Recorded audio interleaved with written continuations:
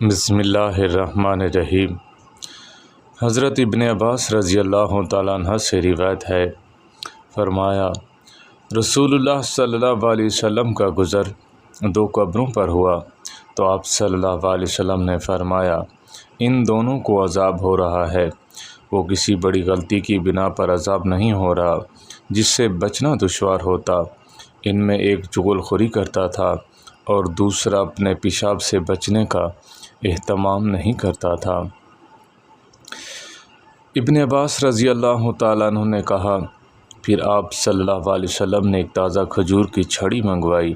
اس کو دو حصوں میں چیر دیا، پھر ایک حصہ اس قبر پر گاڑ دیا اور دوسرا دوسری قبر پر۔ پھر آپ صلی اللہ علیہ وسلم نے فرمایا امید ہے جب تک یہ دو ٹہنیاں سوکھیں گی نہیں، ان کا عذاب ہلکا رہے گا۔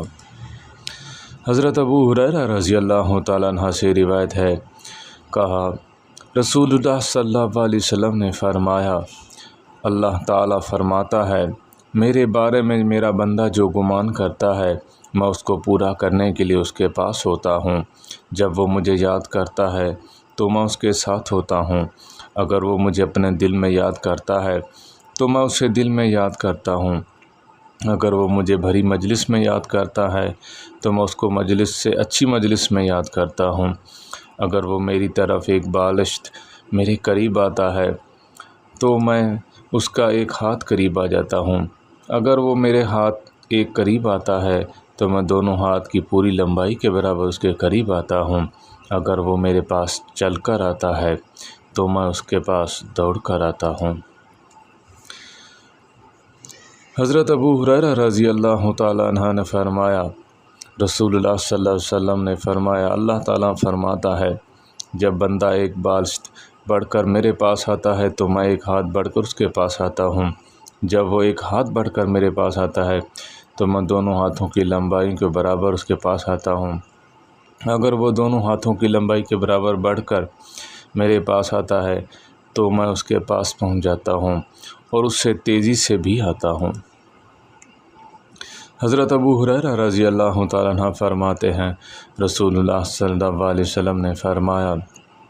کہ جو شخص دن میں 100 مرتبہ لا الہ الا اللہ وحدہ لا شریک لہ لہ الملک و لہ الحمد وہو علی کل شیء قدیر، اللہ کے سوا کوئی عبادت کے لائق نہیں، وہ اکیلا ہے، اس کا کوئی شریک نہیں، ساری بادشاہت اسی کی ہے، ہم صرف اسی کو سزاوار ہے، وہی ہر چیز پر قادر ہے، کہے اس شخص کو 10 غلام آزاد کرنے کے برابر ثواب ملتا ہے، اس کے لیے 100 نیکیاں لکھی جاتی ہیں، اس کے 100 گناہ مٹا دیے جاتے ہیں، اور یہ کلمات شام تک پورا دن شیطان سے اس کی حفاظت کا ذریعہ بھی بن جاتے ہیں۔ اگر کوئی شخص اس سے زیادہ عمل نہیں کر سکتا سوائے اس شخص کے جو اس سے بھی زیادہ مرتبہ یہی عمل کرے، اور جس شخص نے دن میں 100 مرتبہ سبحان اللہ و بحمدہ کہا تو اس کے تمام گناہ معاف کر دیے جاتے ہیں، چاہے وہ سمندر کی جھاگ کے برابر ہی کیوں نہ ہوں۔ اللہ تعالی ہم سب کو عمل کرنے کی توفیق عطا فرمائے۔ وآخر دعوانا ان الحمد للہ رب العالمین۔